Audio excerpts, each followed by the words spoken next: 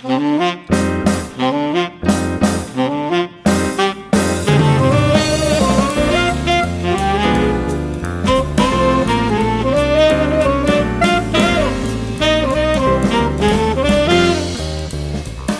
2 of my Research in Action series of podcasts is proudly supported by ARC Maths. That's ARC with a C. Now, over the course of these 9 episodes, you'll be hearing about cutting-edge research and its application to the classroom, and that is exactly what ARC Maths is all about. The ARC Maths app makes use of research into retrieval, testing, spacing and interleaving to design a personalised practice programme for each of your students that stops them forgetting the things they once knew. It strengthens their recall of core math skills and knowledge and keeps students systematically practising previous topics so you can teach new ones. There's no teaching element to it, it's just designed to support your teaching through regular recapping. On top of this, there is a brilliant handwriting recognition tool that can even cope with my dodgy scribbles, and you can annotate the pictures and write on the working out screen. Unsurprisingly, the app has been shortlisted for Educational App of the Year at the 2021 BET Awards. Teachers can have a go with the ARC Maths app for free if they get in contact and mention the Mr. Barton Maths podcast. It's currently available for iPads, but phone and other tablet versions will be available from September. So just drop them an email at hello@arceducation.co.uk or contact them via the website. And there's links to both of those things in the show notes. And remember, that's ARC with a C, not a K. So, welcome to the season finale of Season 2 of my Research in Action mini-series, where I interview researchers from Loughborough University's Centre for Mathematical Cognition about their chosen areas of interest and the implication for teachers in the classroom. And I try my very best, and I think we can all agree I've failed throughout this series, not to come across completely out of my depth. So what have we got lined up for this season finale? So regular listeners may remember that the season finale from season 1 of Research in Action featured Dave Hewitt. So I thought it was only good and proper to bring in Dave's partner in crime in writing certainly of the wonderful practicing mathematics book, Tom Frankham. So a bit of background about Tom. Tom's role in the centre is to work to integrate basic research, academic scholarship and practical experience. Tom also teaches on the Mathematics PGCE. He completed his mathematics degree at the University of Birmingham, where he stayed to undertake teacher education in secondary mathematics. Tom taught mathematics in schools and worked for many years as a head of mathematics and head of faculty, winning the prestigious TES Award for Maths Team of the Year in 2015. He contributed lesson materials for the EEF-funded project on best practice in mixed attainment teaching. This work was awarded the 2016 BCF-BER Routledge Curriculum Journal Prize. Tom was previously a lecturer in secondary mathematics education at the University of Birmingham. He's interested in all aspects of educational research, but in particular, equitable approaches to teaching mathematics and the development of expertise. Tom is currently conducting PhD research into the nature of practicing in mathematics. Now, regular listeners of the show will know that this is Tom's second appearance on the podcast. The last time he was on, we discussed supporting novice teachers and planning lessons, so that's definitely worth checking out. The other podcast episode that's relevant here is my conversation with Helen Hindle from back in 2018. Flipping heck, I've been going a long time on this show.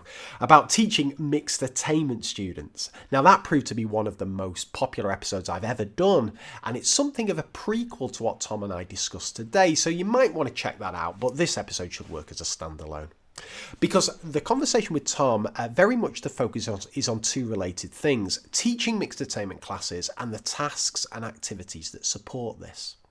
Now, mixed attainment teaching has always been of great interest to teachers, myself included, but particularly in the current climate where many secondary school teachers might just be gearing up for their first ever year of mixed attainment teaching due to their new Year 7 students having no SATs data from primary school that might usually be used to allocate students into sets. Mixed attainment teaching is an area I have very little experience in, one that I feel I would definitely struggle to do effectively, and also one that I have got a ton of questions about. Fortunately, Tom is brilliant at answering them.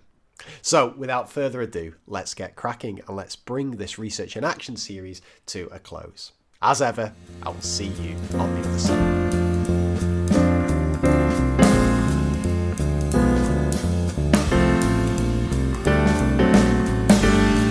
So it gives me great pleasure to welcome back Mr. Tom Frankham to the show. This is the long-awaited part 2. We've kept the crowd waiting for this one. How are you, Tom? I'm not too bad, thank you. Good. Right, so we left people on a bit of a cliffhanger last time because we promised we were going to be talking about loads of different things, and we only got around to talking about one of them, really, which was working with beginning teachers.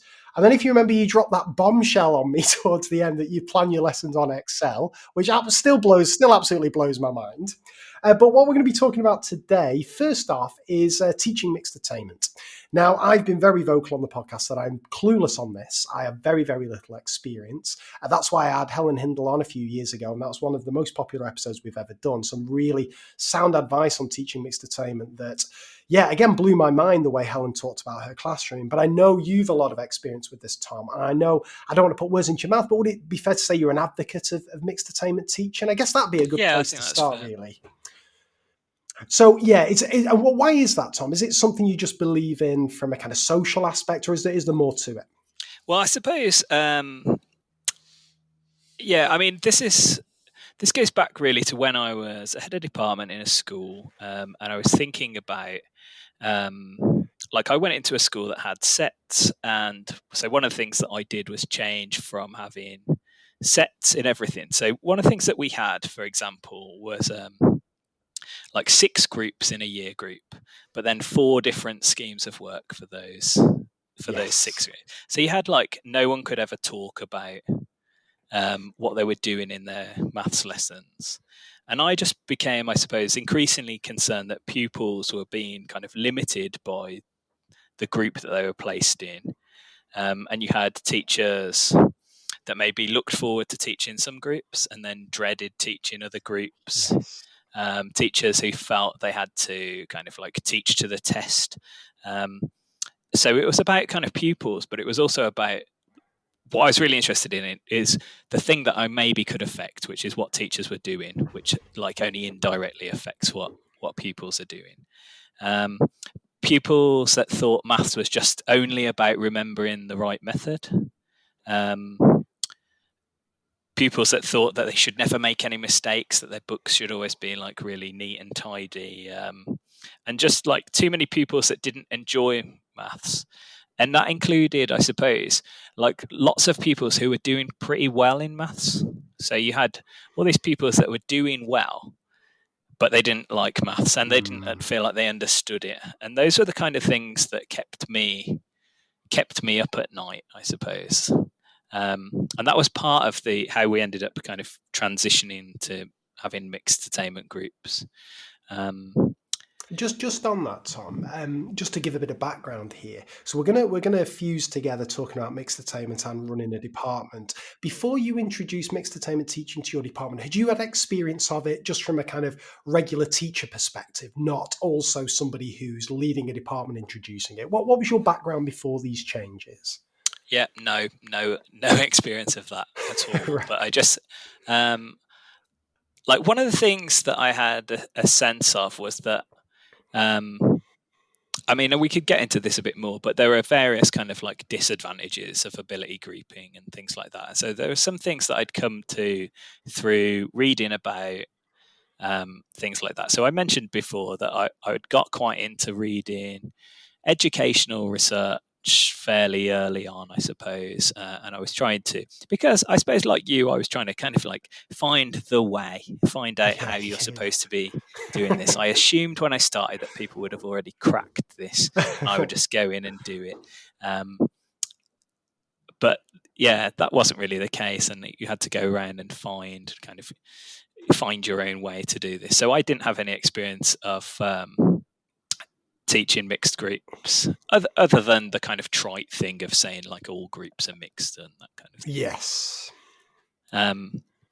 So we ended up, but there were like various other things that I wanted to change at the same time. So I think, I mean, I think if I was encouraging other people to do it, I would do it gradually. So because that's what I tried to do, try and do that gradually. So we just changed to year 7 initially, and not everyone was keen on that idea.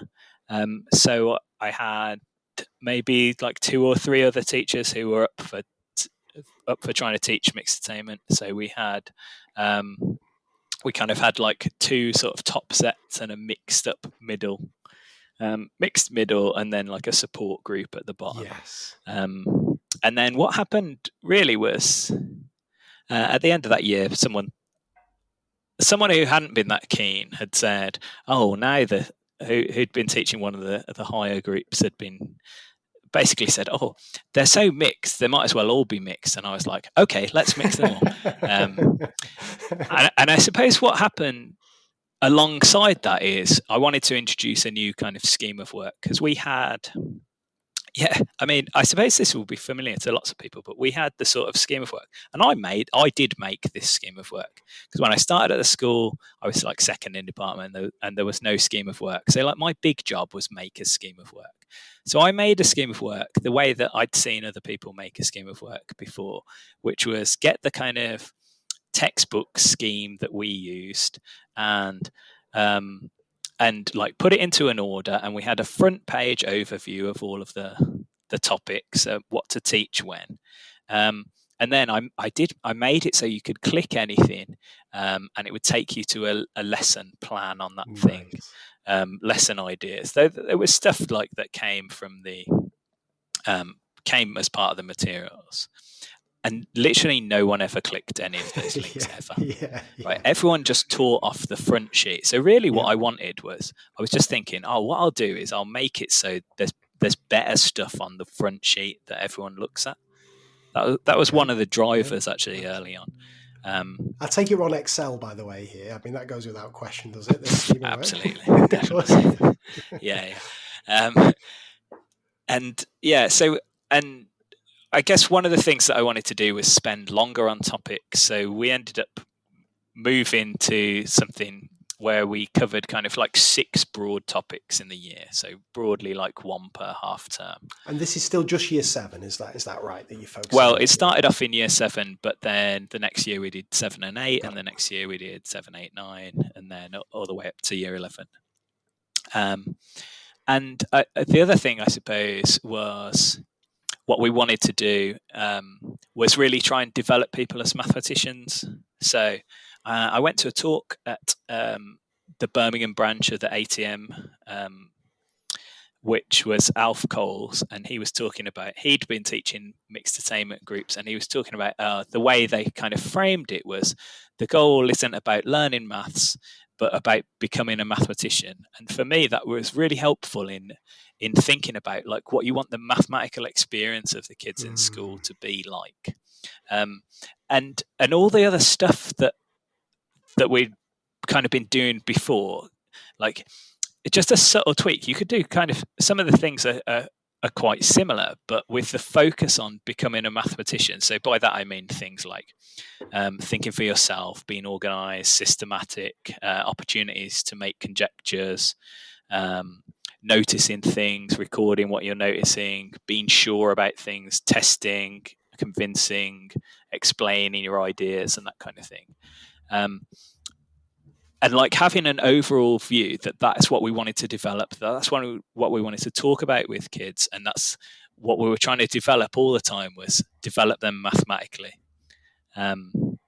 So yeah, that changed to kind of working in depth on topics, covering 6 broad topics over the course of the year, but also with a bit of space and time for interesting diversions, and also pupils getting to ask some of their own questions and work on their own maths ideas. I mean, I don't know how much more to say on that before. So I've got a few questions spring to mind already here, Tom. I'll tell you what I think would be quite useful here.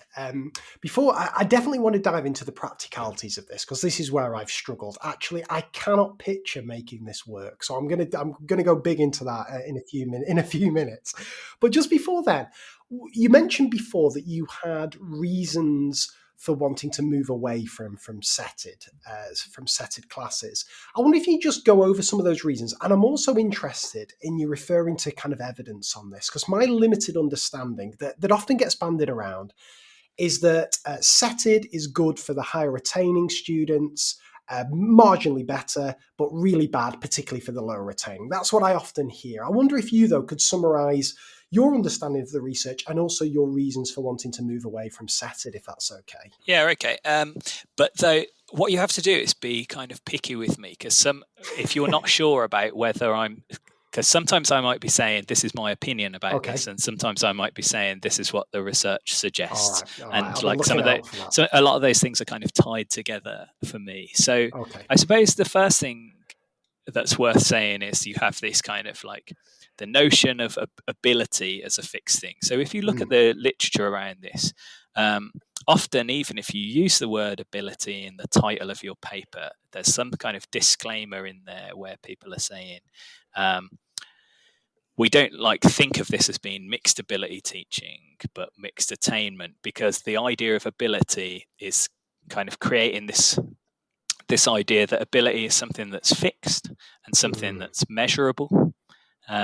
So there are various ways that you can group students. So you have like mixed attainment or mixed ability, where classes just contain a range of attainment levels. Streaming, which I think is worth mentioning, because generally in the literature people talk about streaming is when you're in the same ability groups for all lessons. Yeah. So you might be set by your English scores, and then you're in that group for everything. Yeah. And I think it's worth mentioning, because sometimes people use that when they actually mean something like banding, where you have like a top band, which is quite mixed, a middle band, and or you have higher and foundation. That isn't the way that the word streaming is traditionally used. Streaming is the worst thing that you can do, probably. What is the thinking? It's the worst of all the worlds, that, right? It is, though.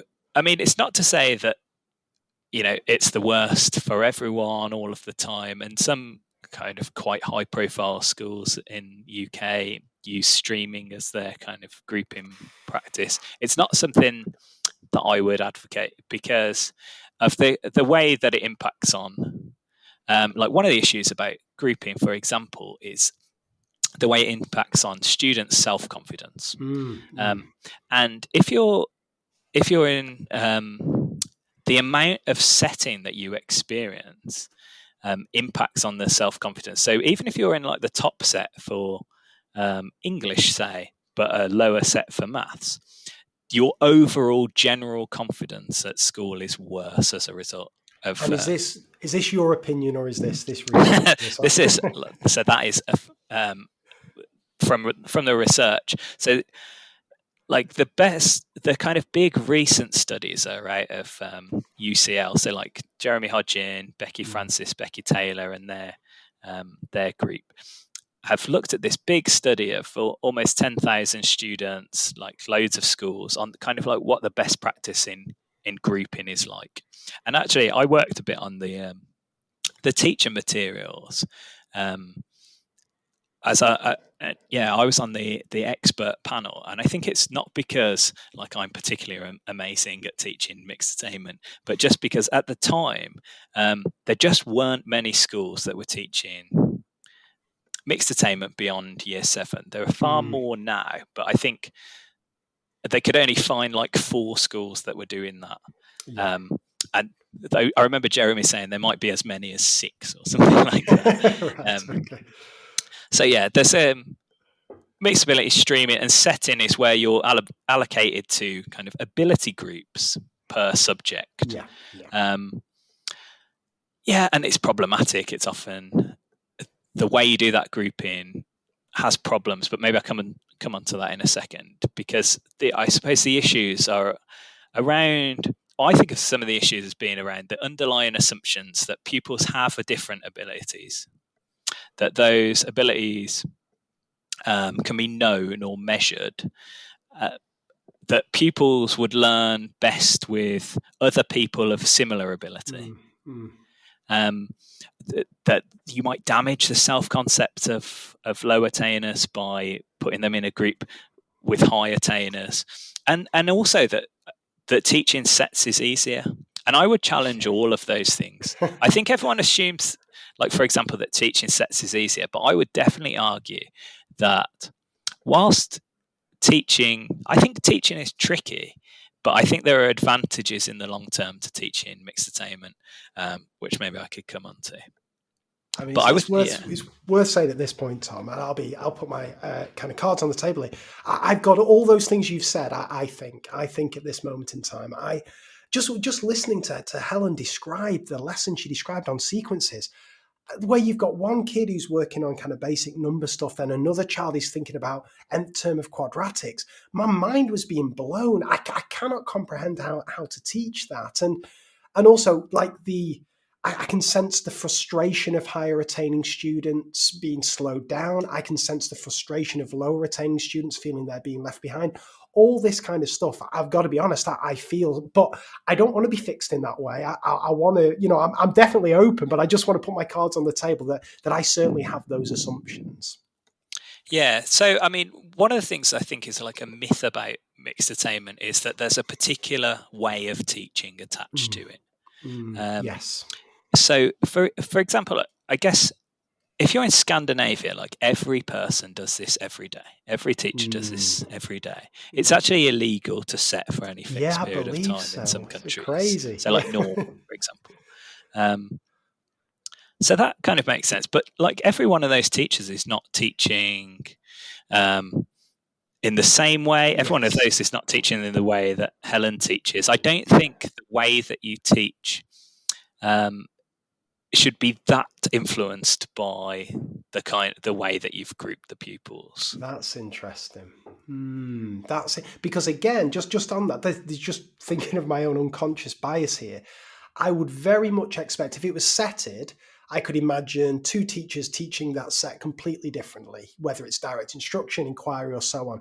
But I have a very much in my head a notion of what mixed attainment teaching has to look like, kind of low barrier, high ceiling tasks, and so on and so forth. So that's interesting that you say that it doesn't dictate the way that you teach. Yeah, I mean, I think low barrier, high ceiling seems like quite a good idea. For all the time, like if you're giving people, I don't know, what's the opposite? High barrier, low ceiling. Like they're my favorite. So I think that's probably not what you're going for. Like really hard to get into and goes nowhere. So I think there are kind of like rules of thumb about that sort of thing, but I think that would be fine for kind of however you're teaching. That you want it to be accessible in some sense for everyone who's there. Sure. Could I give you an example? Again, I don't want to interrupt. I really wanted to ask you this about it. So you know how, like, I've got a very kind of set in my ways model of how I teach these days that's changed over the years, but it's been pretty rigid for the last 2 or 3 years. And that is, I'm a big believer in worked examples, and I'm a big believer in modeling in a certain way. And I'll do my silent teacher and narration and your turn and so on. I just couldn't imagine doing that in a mixed attainment class. Like I couldn't imagine.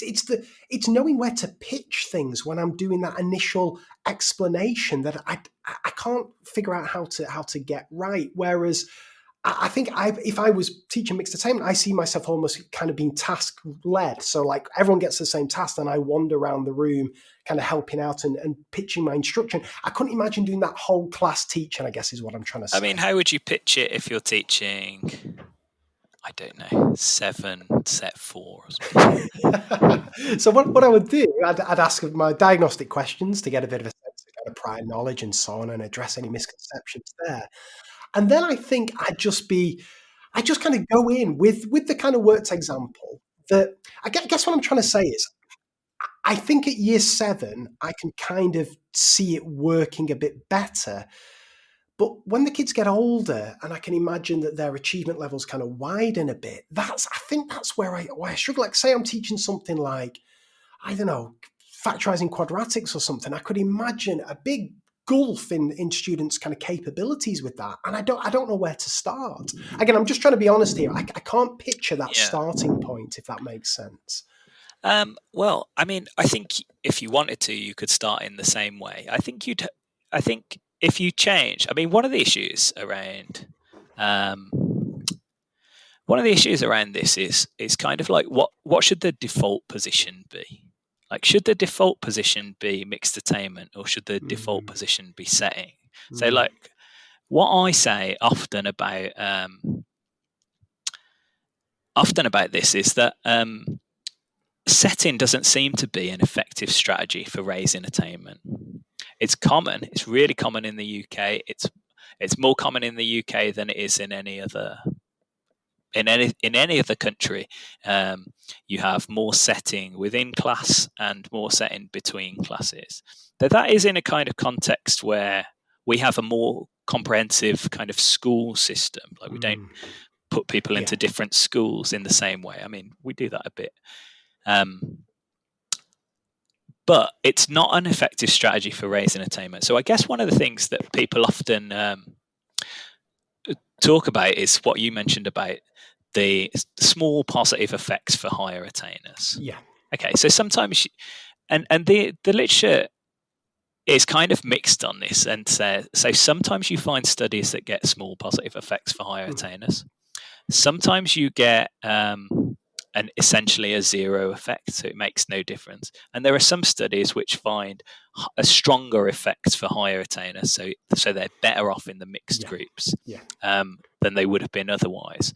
And that's because of things like, in a mixed group, like, it forces the teachers to differentiate, whereas, you know, people often worry about mixed groups, people teaching to the middle. That tends to happen more in sets because you think they're all this one ability. So Dylan Williams done some stuff about that. But where do these kind of, when you do get little differences, where do they come from? They're often at the expense of the lower attainers. So there's kind of evidence of that.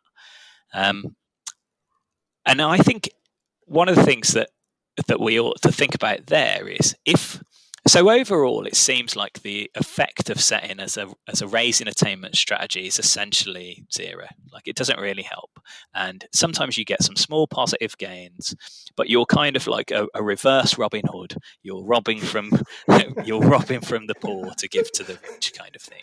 And that essentially is often how that works. You get kind of privileged students in the top sets, like white students, middle class students, and you're getting more disadvantaged students are overrepresented in lower sets and things like that.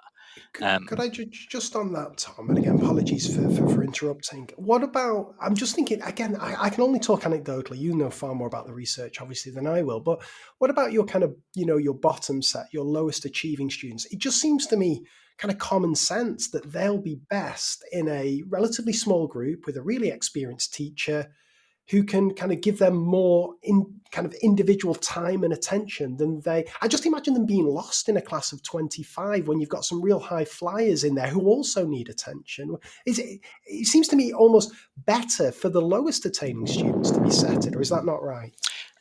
Yeah, it's kind of the opposite to what you're saying. What I like to it. I mean, it's interesting because, I mean, lots of things are counterintuitive. Like, one of the things that we think about, how you know, like, reducing class size doesn't always work. It's not always positive. So. And that's partly because teachers don't teach differently when they teach a smaller group. So you think everyone will get a bit more time, but they don't, because teachers don't change the way they teach. And yeah, it seems sensible to say initially to go, okay, what we'll do is we'll put all these kids that have been disadvantaged by the school system for some reason together and are performing at a lower rate than others, and we'll put them together. And you put them with a really good teacher. We don't do that, do we? We don't tend to. We tend to, and actually the UCL study had quite compelling evidence that you tend to get better teachers, kind of better quality teachers, more experienced teachers, more subject specialists put into the top groups, and kind of and almost actually there's some literature about kind of like being rewarded with given the top groups. But the other thing is, so they're not getting these best teachers. So maybe you could do that. Maybe you could put the better teachers in there. But how hard a job are you making it for that teacher? So I put Craig in, the super teacher. And what I do is you take all of the students in your school who have the most challenging and diverse needs, Yep. and put them all together, right? It turns out that they tend to get more time and attention. If you spread them out, if you've got 6 groups and you've got kind of, because the other thing that I've heard people say is, oh, I've got some kids that can't number bond to 10. Yeah. I mean, you don't have like 150 of those in a year. You might have like 5 or something. So it's better to spread them out amongst other teachers where they can get kind of a bit more time and attention. Because if you put together all these kids just because they've scored low, I mean, it's one of the reasons why teaching top sets is easier, I think, is a thing about you know how if you do studies on the top set, you get better results if you just study the top set. If you do a trial and you just study the top set, you get a better effect size, for example, than if you look at the whole range. And it's because there's less variation. Right. And like a top group in some ways might be easier to teach, because whenever you teach the thing that you want to teach, they've probably got the prerequisites for that sorted. Whereas if you as you go lower down this kind of score, say everyone gets 20% on the test, they've probably all got a different 20 or whatever. So the prerequisites are all different. So whenever you're teaching this, a kind of like bottom group, they've got these really diverse needs. So they don't all, it's not like they all have the same needs at the same time. That makes it easy to address by putting them in a lower group. So I think it just compounds a problem, and increases the risk of things like this is not for me, and the damaging their self-concept and them feeling like I'm not good at maths, I'm not a mathematician, I'll never be good at maths, what's the point in trying? Because they've got kind of like these different issues. So I think it's probably kind of like the opposite. Always good to hear. Well, just before we get on to trying to make mixed attainment teaching work, and we'll talk about tasks and so on, just a couple of other points. One, just on the confidence. And again, I can only be open and honest here, Tom, and talk about what my instinct says. Again, my instinct says that the self-esteem and confidence, that those, I don't know the best way to say this, so I'll muddle my words up here, but surely it's quite bad for students' self-confidence whenever they're not achieving as much as kind of the rest of the classes when they're in their mixed attainment groups. I'm a great believer that success is motivating, and sure, you can have elements of success and so on, but when you're sat next to somebody who's onto worksheet 3 or has absolutely nailed this task and so on, you're still struggling with the basics. I can't imagine that being good for the self-esteem. Yeah, so I think part of that is about like reframing how you define success. Yeah, okay. Because so for me, one of the things that I'm really interested in is developing mathematicians. So asking questions, being organised, all of those kinds of things. And all of those are kind of markers of success. So if there's more ways to be successful, more people can be successful. A problem that you may have, if it's only about kind of remembering the right method or doing things quickly, only one person can be the quickest. Yeah, sure. Right. Sure. So if that's the thing that I value, and you communicate what you value, through your teaching, if that's the thing that I value, not everyone is going to be successful all of the time. So, but if I just reframe this slightly, like more people can feel successful just by kind of redefining what success is. Yeah, that's good. I'll give you that one. That makes a lot of sense. Right.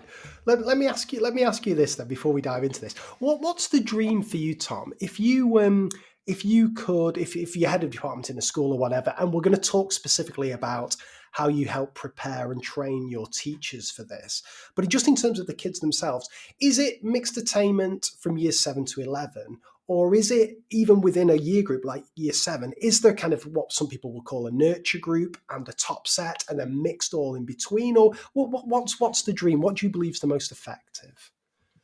Well, I mean, the question of I don't know if effective is the right question, because I think one of the things that I said earlier is about like this isn't a good the way you group students or ability grouping isn't an effective strategy for raising attainment.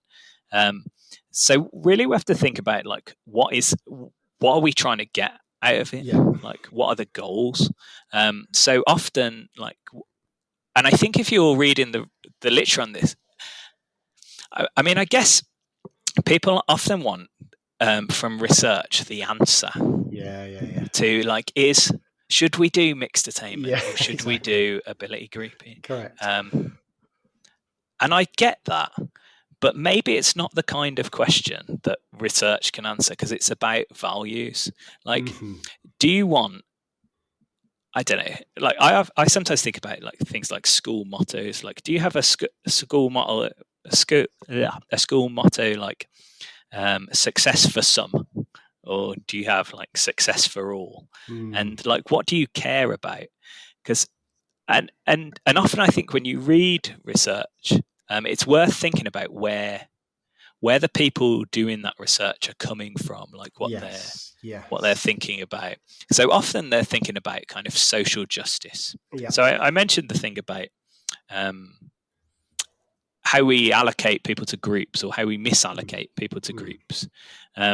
So kind of in the literature, you find that most people are set on the basis of a single test. So you just do one test. So it used to be for secondary school, you did the Key Stage 2 test in primary, and then that was how you did your groups.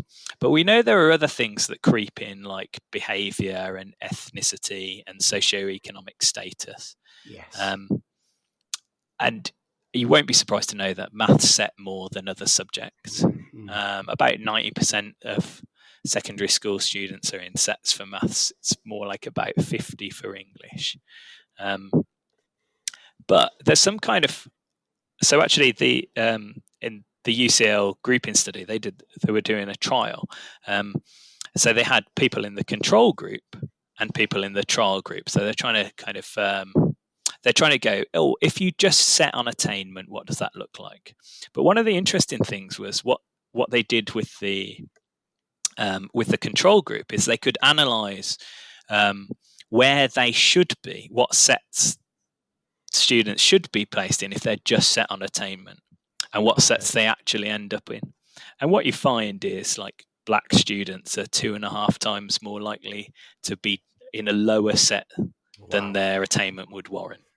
Asian students are about 1.5 times more likely, and girls are about 1.5 times more likely to be in a lower set than their attainment would warrant. So, and it's interesting because these are all schools who've signed up for this study because they really care about equity. So they're trying to be a kind of equitable, but this unconscious bias is creeping in around how students are grouped. And that ends up mattering quite a lot. Like if you have students with the same level of attainment and you put someone in the top set, they'll do significantly better than the person with the same level of attainment that you put into the middle group. And the person that you put into the bottom group will do significantly worse. And actually it's almost impossible whenever you set people, if you set on the basis of some kind of like really reliable test, like half the students are going to be in the kind of wrong group. So it's hugely problematic. And I think it's problematic because of what matters is how teachers think, I think, is the key thing. Teachers' beliefs about ability, and like there's one nice quote. I actually forget this quote, but in the literature, like where it comes from. But if teachers don't believe in improvement. They don't try and create it. So, Okay. and the kind of thing that you might have heard in the staff room when people go, "Oh, I could do that in your group, but you couldn't do that in my group," and they don't get access to the whole curriculum and all of those kinds of things. So I think it can be problematic. I have no idea what your question was or why I answered it. It was a good answer, maybe to a different question though. But I was interested in what the dream is. How would you arrange your groupings, Tom? Would because I asked for what the most effective way would be, and you weren't happy with effective. But what would you? How would you group? Let's start with year 7. Would it be mixed in every class? So effective for what? Well, I'm going to pick you up on this actually, because you said to me before that there's no evidence that if you set students, it leads to an increase in academic achievement. So if we use academic achievement, well, that's not quite true. I mean, there is some evidence that's like that, but I would say overall the effect of grouping is it's not an effective strategy for raising attainment. So, like, I could show you a study where it doesn't raise attainment, and you could point to one where it does. And I assume it's the same with mixed attainment then, is that right? That there isn't strong evidence either way that it well, as far as we know, I mean, this is kind of like an old literature, and a lot of the things that we know are based on like the US, which is a slightly different context. So I think some of this stuff that Jeremy's doing is trying to like put that balance right. But yeah, we don't have loads of really good data on maybe the answers to the kinds of questions that people really want. But I don't know if it can answer the questions that we really want. Okay, well, let's just say you're in charge. You can have whatever aim you want for this. How would you organise your groupings in year 7? What I'm trying to get at, is there an advantage to having a single top set? Is there an advantage to having a nurture group, or is it just mix everything up? Well, what in your experience? Okay. So I know those are kind of fairly common amongst people who go for a more mixed thing. So for a more mixing than a strict setting. And I guess part of that might depend on your context. So like the level of experience of your staff and like their preferences, their beliefs around teaching.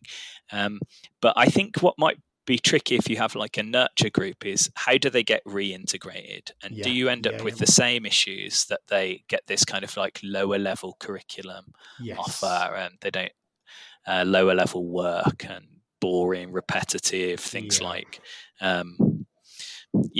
babying.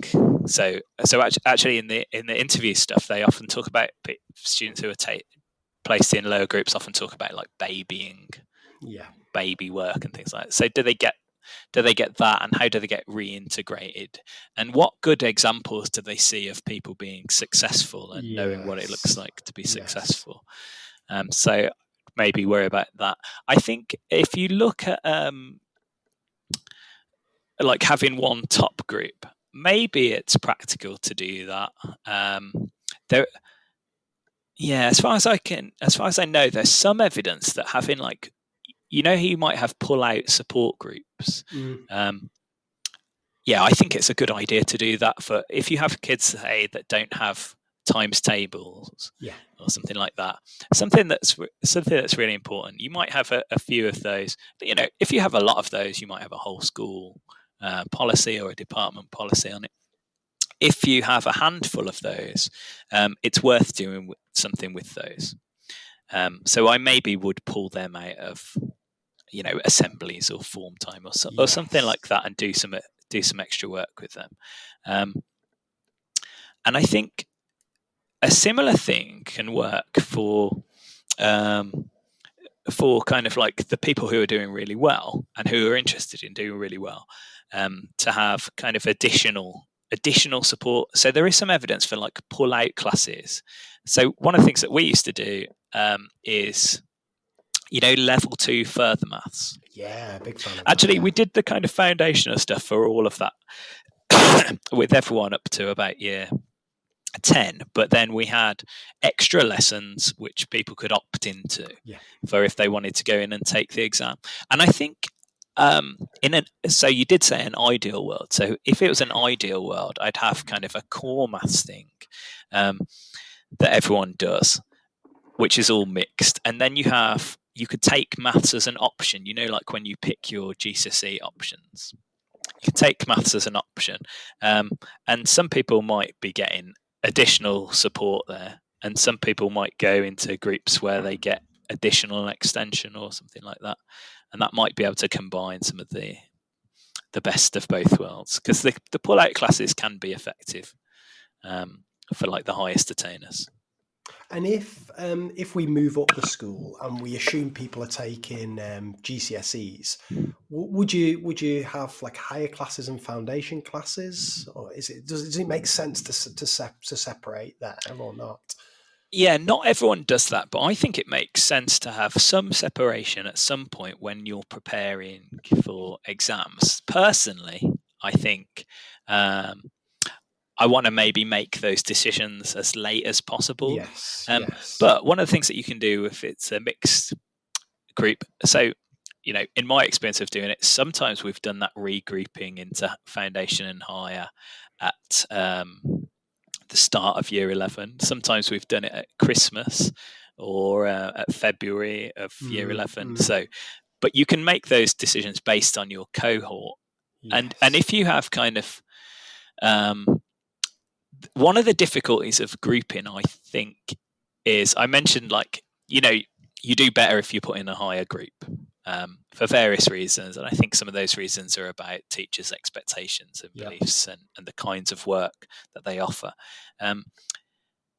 But how do you decide who gets to go up and who gets to go down? For example, if you've got, say, 30 places in your top set, and you've got 35 people who might fit in there, who have got, or you've got 5 spaces left, or you've got 1 space left and 5 kids who've got the same score or something. How do you decide who gets that point? And how do you decide knowing that you're going to systematically disadvantage them? Yes. And then that will be a more significant decision if it's about going into a different exam. Yes. So I guess you got to do that carefully, right? Right. Okay. Right. I'll tell you where I'm at now, Tom. You could potentially, and I was there with Helen as well. You can sell me on the dream of mixed attainment. I like it in principle. I've had lots of problems with setting for the exact reason you say. It's quite easy to move a kid up. It's very difficult to move them down. It destroys their confidence. It's a difficult conversation with them. The parents are against it, and so on. It's problematic. So I'm loving the idea of mixed attainment. I think there are 2 potential barriers, certainly in my experience, and I'm hoping you can tackle both of these. One is from an individual teacher's perspective. So what do the lessons look like? What are some of the kind of guiding principles that are going to make this have the best chance of being successful? But I'm also very interested from you in the position of a head of department.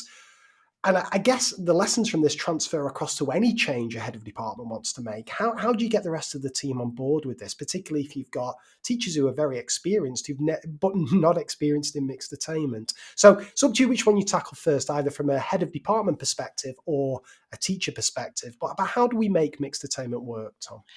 Well, I mean, actually, I'll just pick up on one of the things you said about how damaging it is. You don't want to move anyone down.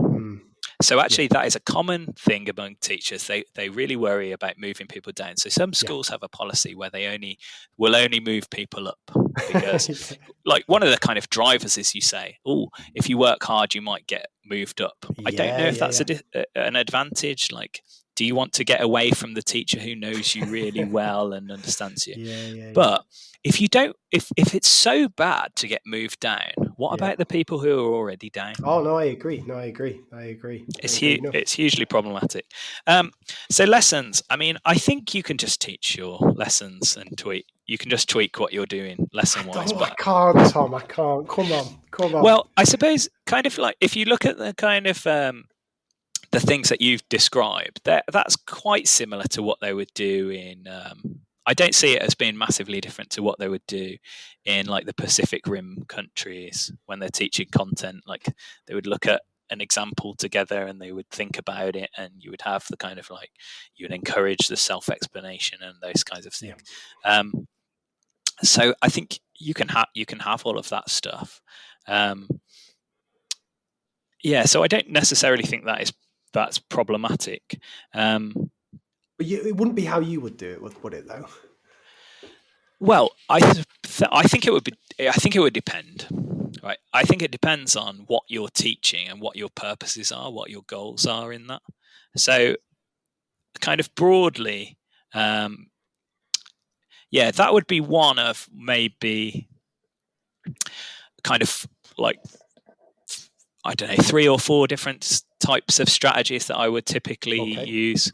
So, but I suppose if I start with that one, I would be going for kind of like what I would call economic whole class teaching. Okay. So Dave Hewitt, you've had on, friend of the podcast, his PhD thesis was called The Principles of Economy for Teaching Mathematics. Yeah.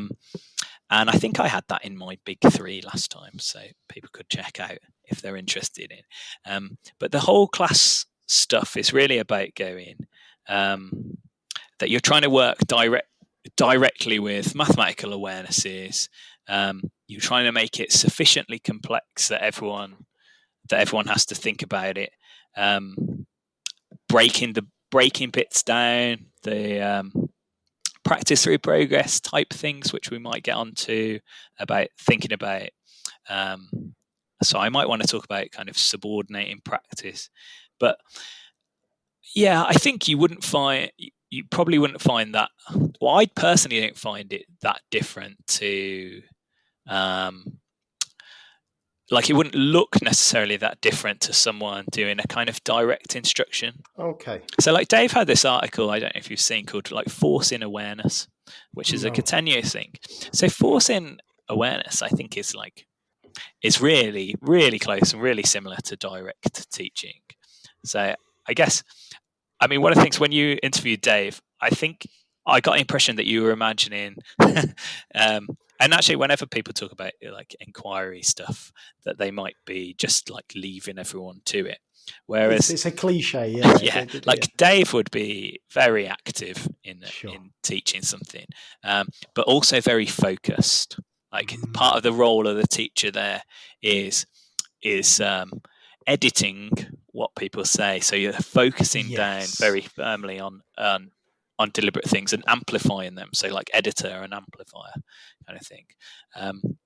So I think that sort of stuff would look quite similar, but I would be thinking about trying to do that in a way where, so I mentioned direct access. So I just want everyone I'm just expecting everyone to be able to do this. So I'm using the things that everyone kind of brings with them. So that would be one type. I guess I would be interested in having kind of like a rich starting point. So kind of some kind of low threshold, high ceiling tasks some of the time. Though I guess I might use them in ways that are different to how people might traditionally like imagine. Okay. So one of the things that I think about is I want there to be something for you to find, right, at the end of this. But I'm kind of interested. My interest as a teacher is not on that. I'm interested in what you're practicing, and I want there to be something to find. So there is something interesting to find for people who don't necessarily need the practice. So there's more of this kind of like being able to work mathematically. Yes. But I want to get a lot of practice of this thing, and I want a context for you to be able to kind of like work on developing as a mathematician. So I think another thing that I quite like things like open middle tasks. So I might have something like, I might teach you one way of finding the area of a trapezium, but then I might say, okay, and now the task is to find as many different ways of working out the area of a trapezium as possible. And I want you to kind of like come up with convincing reasons and explain them clearly and use diagrams and stuff like that. And you might work on that in a group and get everyone to be talking about it so that everyone can explain everyone's ideas and that kind of thing, which I guess might have more in common with like a Japanese like problem solving type lesson, where you're trying to understand and use other people's methods and ideas. Another thing, I suppose another feature is like making explicit use of mistakes and misconceptions, like the kinds of things.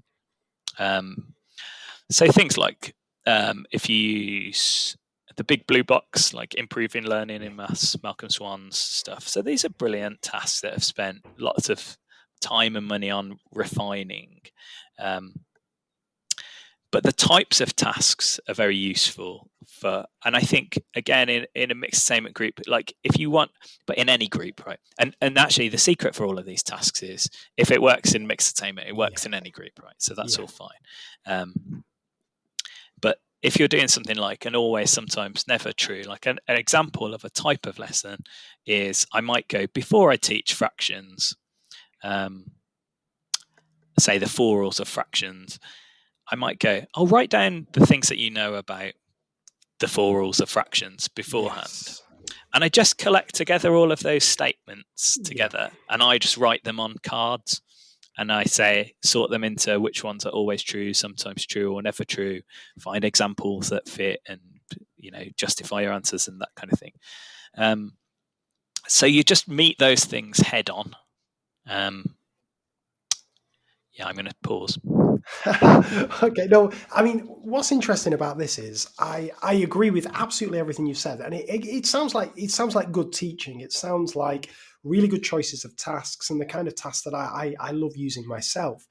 Where I think I've got the challenge, and it's my problem, this, but I'm hoping you can help. I'm hoping you can help me with this. Is I'm thinking of the kind of group dynamics here. So it really frustrates me whenever I'm doing a task with students, any group of students, where you've got some students who are naturally working a bit slower than other students. They haven't quite made the connection yet.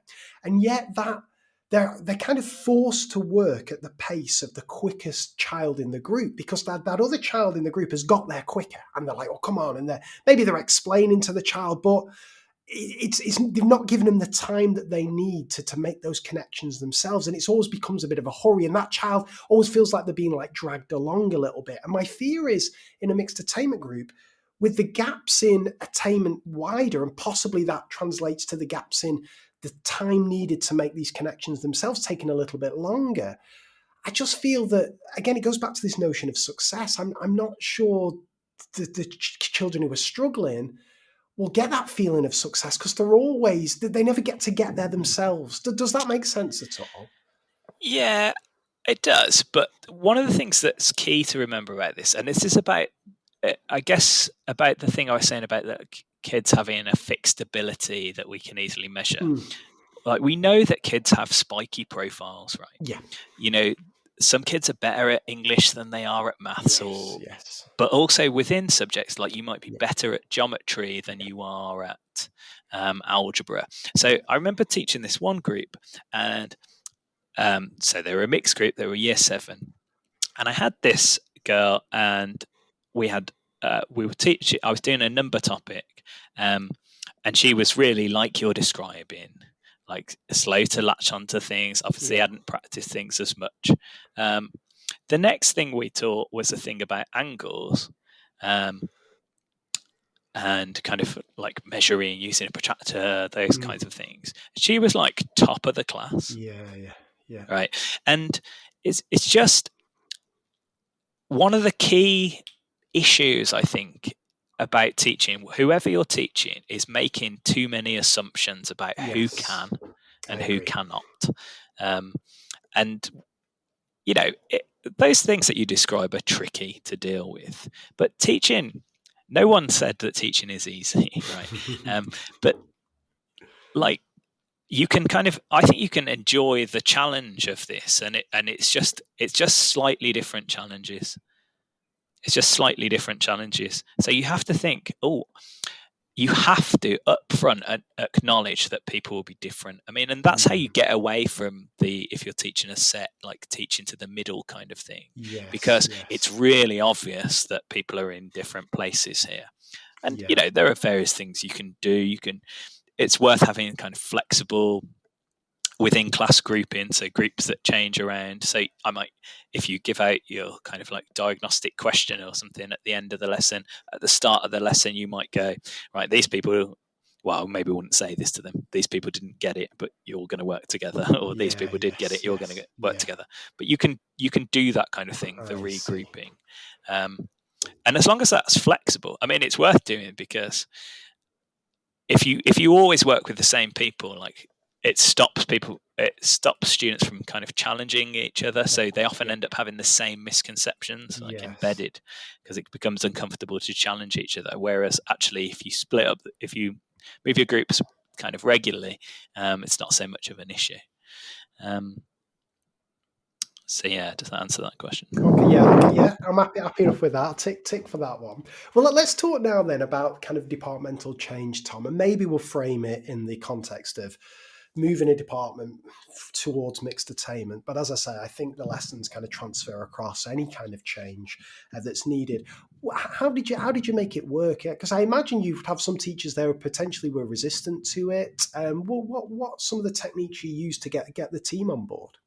Well, I suppose really what I wanted was, I said at the start, like one of the issues was people weren't in a position to talk to each other about what was going on in their classrooms. Yes. Right. And I think if you asked the teachers that were in my department, like after it had been kind of embedded, they'd have said that we had this like really collegiate, collaborative atmosphere where everyone's kind of talking about what they're doing, got the kind of like the shared workload. And it's hard at the start, but then it's just about kind of like little tweaks. So how that worked for us is we went gradually, started off with just year 7, but we all did the same scheme of work. Yes. So that was one of the things. So even if you don't go to mixed groups, I think everyone should be entitled to the full curriculum. Right. I think you make it harder for yourself if you don't have people who are pushing on. Then I think there's a tendency for teachers to go, "Oh, they're not going to get there," or that kind of thing. But we had everyone working on the same scheme of work, and we'd made it so and at the time it was kind of like no one did this, but we spent a long time on each topic, so that you had enough space to address issues and to make sure that everyone had the kind of basic. Actually, a kind of principle I have is that you always, whatever you think you need people to get to, always teach beyond that. Okay. Always teach beyond that, because. I mean, I don't even know if this is true, but there's this Barrick and Hall paper.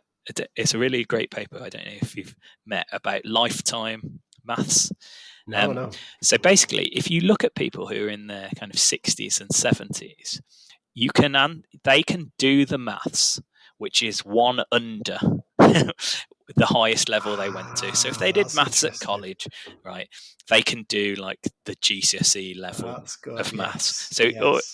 So always kind of like going above, all the time kind of going above. And then like the minimum that everyone gets to is the thing that you needed everyone to get to. That's good. And I think there's various ways to do this in terms of like how you extend the tasks and how you use the kind of like the practice tasks. But so we did that in the first year, and we had this shared scheme of work. And, we had, say, I can't remember, but say it was something like 20 lessons on expressions, algebraic expressions or something. And initially people were like, oh, how are you going to fill this? How are you going to fill this?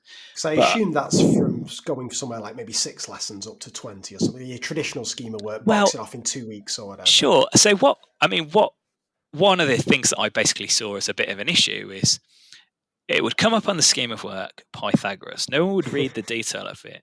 So people would do things like start from scratch on Pythagoras as if no one had taught it. Yeah. So you never kind of moved on, and people had their 3 favorite lessons on Pythagoras, and then you do that every time you taught Pythagoras.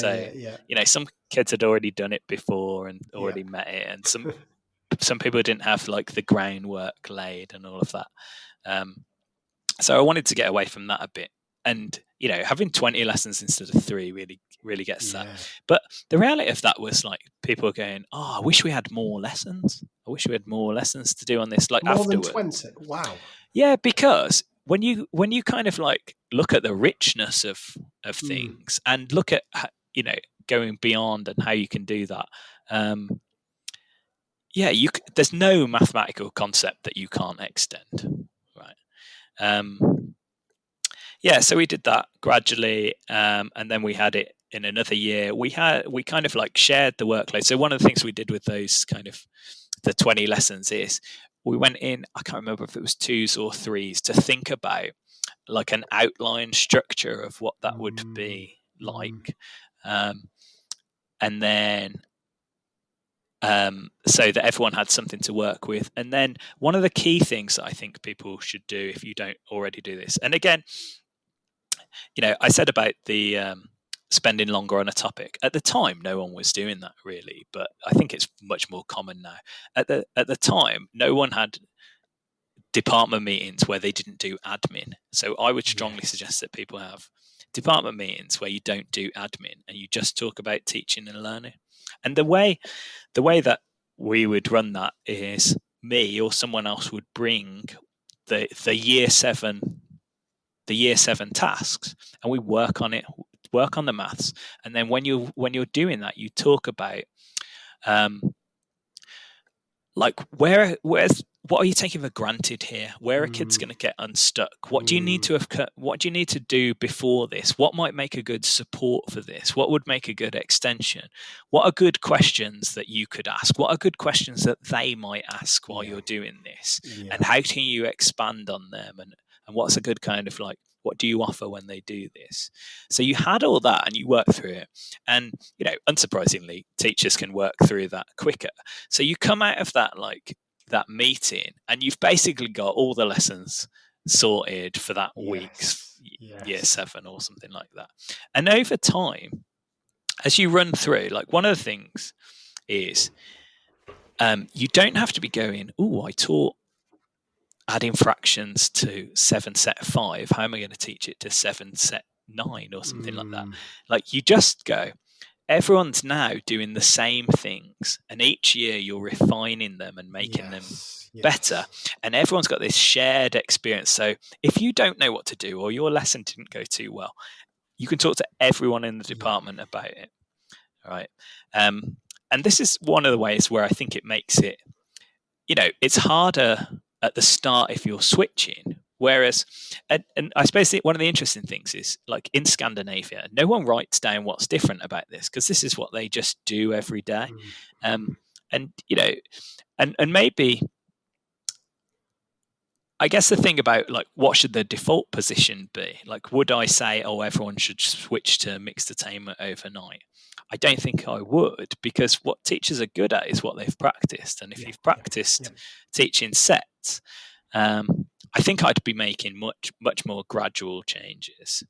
But there's all these benefits about having the same tasks that every time you teach them, and then every time you teach them, you can get more out of the task and more out of those students. So you can bring, you get more out of everything. But then also that feeds into everyone else's, because you go, here's this interesting thing that I noticed. There's this little problem here that they're having. And then you can work together on addressing that and put that in. So that kind of collaborative stuff. And we always had the thing that you didn't have to do that. You could always do that or something else. But mostly people did that because that was fun and it was helpful. So I think those are some of the advantages, and the kind of how that works day to day. I think it's really useful to have maths meetings where you do maths and talk about maths and talk about teaching maths. So don't do admin. do admin by email, or often, I've been in meetings, I've run meetings, bad meetings, where you're asking one person something. Ask that one person something separately. Yes. I used to do a department bulletin for the information giving. You need the bit where you're together to kind of work together. So I think there are other ways around some of those things. Well, there are a few things to say there, Tom. So first off, I completely agree. Having teachers teaching the same task and being able to talk about it is just a huge advantage. I think that's doable in SETD. I think it's harder, but if you have the right task, again, these not the high barrier, low ceiling ones I described before, but the low barrier, high ceiling ones that everybody uses. We often used to have the same task to kickstart year 7 and year 8 and year 9, and it was brilliant because everyone was buzzing about using them. If you'd used them last year, you got better at using them. If a new teacher joined the school, you could talk to them about this task. Everyone benefited from that. So I 100% agree with that. The other thing I 100% agree with is departmental time, making the most of those departmental meetings, cutting the admin out, and having teachers work on maths and do maths themselves, for me, is the only way to prepare for teaching something or using a task, because it's only when you do it yourself, as you said, you spot the subtleties, the sticking points, and so on and so forth. I guess a lot of the success of this relies on the tasks themselves, right? Like if it's the wrong kind of task, it's not going to be suitable for a mixed attainment group, just as it's not going to be suitable for a bottom set or a top set for that matter. So this will kind of segue us on nicely, I guess, for the final part of our conversation to talk about some of these tasks.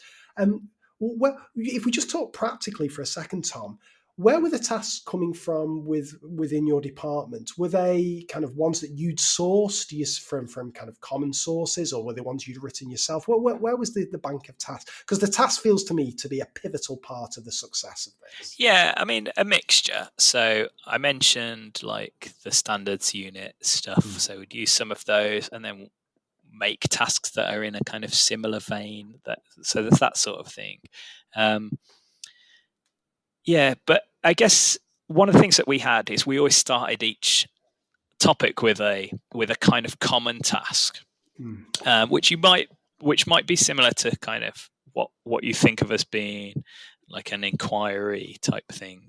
And I thought you might ask me, or you might say, "Oh, I would do this after and this before," and I just kind of, one of the ways that I think about that is I have the after at the start, but it's like after something that came in the past. So for example, if we had a module on kind of like right angled triangles in year 9, and the first task is, do you know the tilted squares thing? Yes. So everyone works on that, right? But the way, what you're practicing is ideas around like the concept of area. Like that's the thing that you're doing by working on those kinds of tasks. So that is something that's come before that you're coming back to. So all the time, you're trying to build on something that you've done before. Like when we do probability, actually, let's say the other way around. Like a big kind of driving question for fractions when I teaching fractions is I might go, which is bigger, 4/7 or 5/9? Okay. Right? And talking about the different ways that you could approach that question, and then say you might draw it on a number line. So I might have a lesson that's around number lines, or you might do that by changing them to decimals. So I might have some lessons that are around that, and we might get diverted into terminating and recurring decimals and things that are interesting. But decimals that end up, things that give the same decimal value are fractions that give the same decimal value or equivalent fractions. So I might have a lesson around equivalent fractions. But that's all kind of like driven from this kind of driving task or a space for exploration around like which is bigger, 4/7 or 5/9. And I don't care which is bigger. Like the goal isn't, the answer isn't the end. It's the kind of the start of the learning in some ways. But then later when we did probability, I would set up a situation where you have, say, counters in a bag, and I go, oh, which one are you more likely to pick out of? And it's 4 7s and 5 9s or something. Yes. So so you're coming back to these previous ideas that you've had before. I see. But in terms of tasks, yeah, I mean, you can make your own. I think it's relatively straightforward to make. on Excel, of course. Well, the way I talked about making tasks before is adapting and extending. So taking like a fairly familiar problem, and just so the kind of process is you list all the givens, and then so I have a problem like find the average of these 5 numbers, find the mean, median, and mode, and it turns out the mode's 3 and the median's 3 and the mean's 4, and then I could just like list the givens of that. You gave me 5 numbers. I had to find the mean, median, and mode, and just change something. So what if I give you the mean, median, and mode, and you have to find? And then that becomes like more of potentially an interesting task that you do have to work on it, maybe in a department meeting. So that's one way.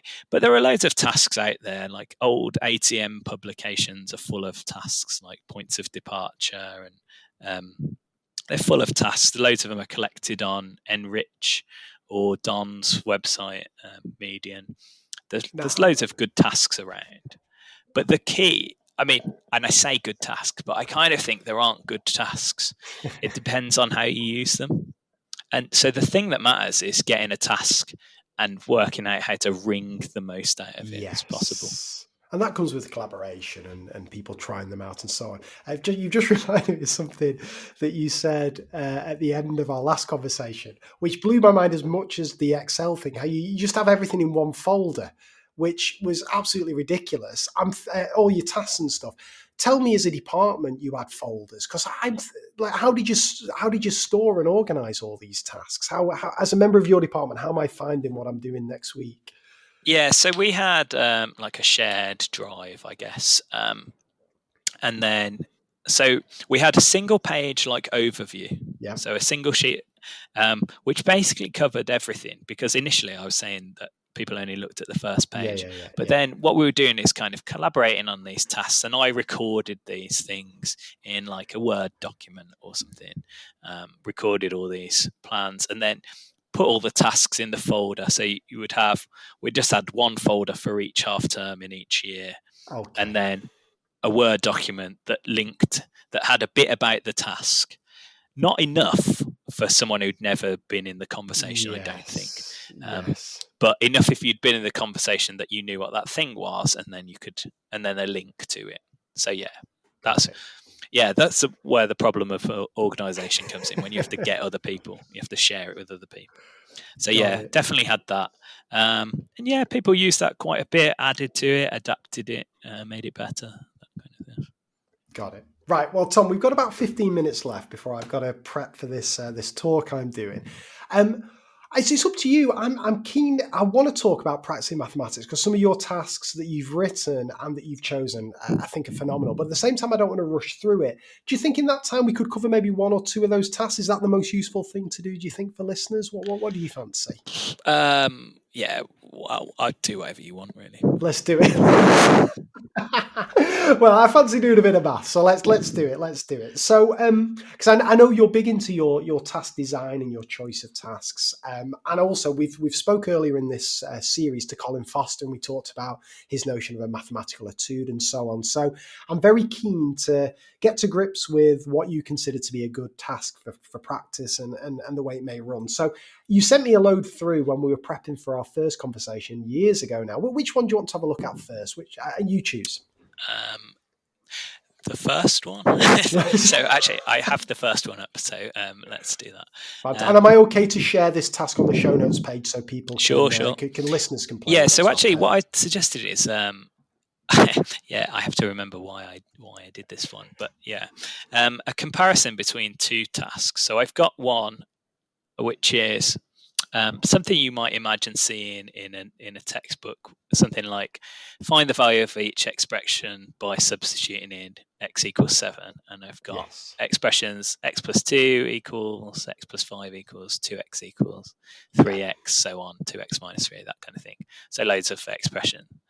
And then the kind of task that I was going to compare it to is you have all of those same expressions written on cards, and the task is to just order them if x is 7. Yes. So there, we talked a little bit about this last time, but like to the untrained eye, that might look like the same task. Exactly. If someone came in to observe you, they might look like the same task. Yeah. But for me, there's some different things going on here. I think you get the same practice. You get to practice the substitution, but you also get some. An advantage is where attention is. So one of the things that I'm interested in terms of like my research about practice, I mean, I could talk about practice kind of forever, but is where attention is. And what you do in the second task, the ordering task, is you subtly shift where the attention is. So the attention, or sometimes this is called like the outer meaning of the task. So Tata talks about the inner meanings and the outer meanings of tasks. So the outer meaning is what you, the learner, perceive the task to be. So you perceive this task to be, put them in order. Yeah. Right. What I'm interested in, the inner meaning of this, is I want you to practice the substitution. Yes. But I want to do it by taking your attention away from this. So I want that kind of substitution to move from being something which is a conscious, effortful act which requires all your attention, to kind of like the way I think about fluency is moving that to something that is unconscious and effortless. Like you can do it without thinking about it.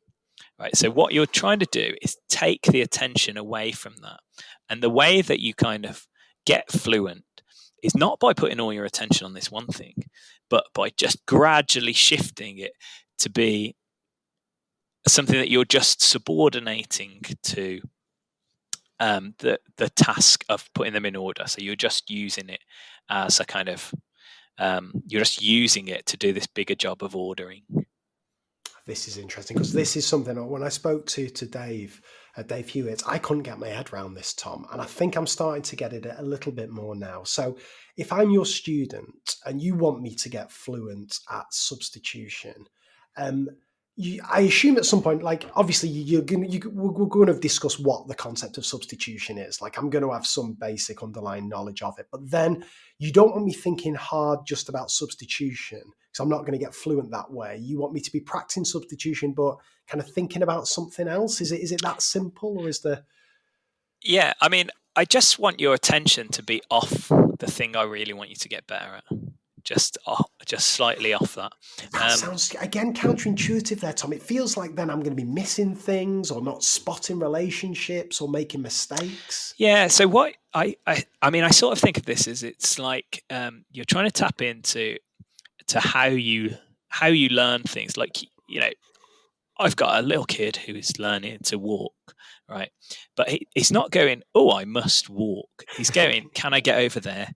Right, so his kind of like learning to walk is subordinated to wanting to get over there, and he's climbing up things not because he wants to climb up the thing, but because he wants to get something higher, and that kind of thing. And so one way of thinking about the kind of drivers of learning is that you're doing it for something. But I suppose that's just one thing about this task, but there's plenty of other things. Like I can go, you might notice that sometimes two things are in the same place. So if we reorder this with different values, like sometimes some things are in the same place, right? So, sometimes x plus 2 is the same as 2x, for example. So I could begin to be working like informally on, well, I suppose that's inequalities, that kind of thing. And I might notice that sometimes or always two expressions are the same. So 2x plus 3, or 2 lots of x plus 3 is always the same as 2x plus 6 or something like that. Yes. So I might notice those kinds of things. And I can kind of like extend within this task, extend the mathematical thinking. I like it. I really, really like it. I think it's super, super smart. Is there a chance? I often think this, and I've no solution to this myself, Tom, but so the interesting maths for me comes with those prompts, like are the expressions always in this order? What's going to be? Is it always going to be the same value, and so on? Is there a danger? And again, this isn't harking back to mixed terms. I'm thinking of any class here. Like, how do we ensure that all students experience that interesting maths? It feels to me like you've got to go through the initial substitution, which is no better than the previous exercise. And I'm not saying the previous exercise is worse, but you've got to almost qualify to get to the interesting maths, if that makes sense. Do you see that as a concern or not? No, I'm not. Yeah, I'm not sure I quite get that, because everyone's just getting this is the substitution practice. Yeah. So the thing about the etudes thing. So I guess a lot of so in the book that Dave and I did, we kind of think about this kind of practice through progress in two different ways. And this kind of practice through progress, where you're progressing, there's potential to progress as a mathematician. So like there are opportunities for those things about thinking for yourself and that kind of stuff, making conjectures and testing them. That's available. It's really similar to Collins' etudes, right? And the point of those, I think, is that they're not like a bonus thing that you do after you've done this, after you've done the kind of like traditional practice or boring practice or something. Because actually boring practice is probably the way to describe it, because I don't care if, I like an interesting exercise, right? I love an interesting exercise, but you can just do this. You can do this kind of thing, like an etude or this kind of thing, instead of boring practice. And everyone is getting the chance to work on that, not just like the fastest people, or not just the people who finished the previous work. And like, what if you give out the boring thing? What do you do after that? Like, do you give out more of the same, or do you give them out a different task that moves them on? Do you move them on to the thing which I'll later want to do with everyone? So that's a problem anyway, unless I keep moving them on. So where if you have it kind of like within one task, like everyone gets the kind of opportunity to do that. And, we said about like kids have these spiky profiles, if you've done more of this with your tutor or something, you might be better off. It's probably not because Tom's a great teacher. It's like, it depends on the biggest difference that there is between kids is like their prior experiences. So kind of everyone gets to work on this. But when I want to work on those ideas formally, you can do that later. You can formalize things later. And you might go, oh, this is an interesting thing. Let's everyone work on it. I might want to informally work on solving equations before I do the formal thing, because often, I've seen lots of lessons where kids can solve equations and get the right answer, but they don't really know what they're doing. They know the mechanism, but they don't know what an equation is. Whereas actually, if I say, can you find a value which makes these two cards the same? And I work informally on that. Like, doing that by substitution is not efficient, but it does give me plenty of practice of substitution, which is the thing that I care about at the moment, that you get practice of that. But it does make you go, oh, I wonder if there's a quicker way. I wonder if there's a better way. So you're foreshadowing this idea that sometimes we might want to be able to quickly find the value that makes two expressions the same. And you're kind of foreshadowing that work. So you've laid the groundwork for it later. So, and actually when you come to do it more formally, they know what you're on about. Everyone knows what you mean by that. And I don't think it's the case that yeah, I don't think it's necessarily the case that like some people are doing that and some people aren't. But you might just be doing it. Some people might be doing it sooner. Some people might be noticing it sooner. But it's okay to go, oh, someone noticed that sometimes these two are the same. Can everyone choose two and see when they're the same? It's fine to do that. Right? Like, not everyone has to do the notice. Sometimes they can.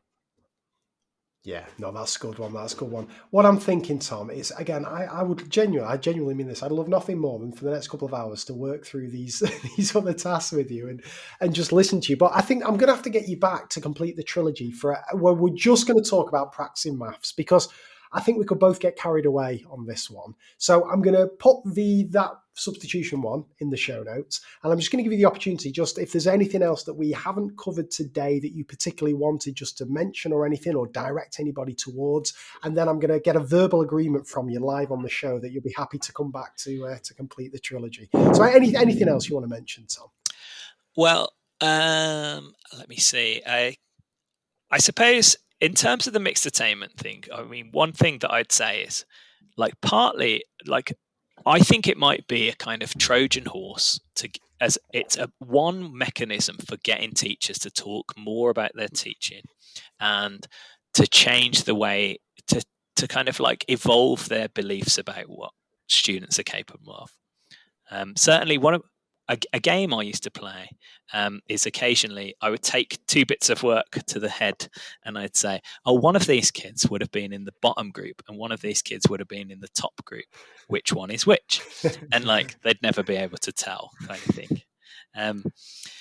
So I think, yeah, it's really useful. I think it could potentially be kind of a catalyst for improving students' experience of what maths is like. But I think it is worth thinking about if you're in a school, like, are you aware of the issues around setting? Are you aware of, kids start off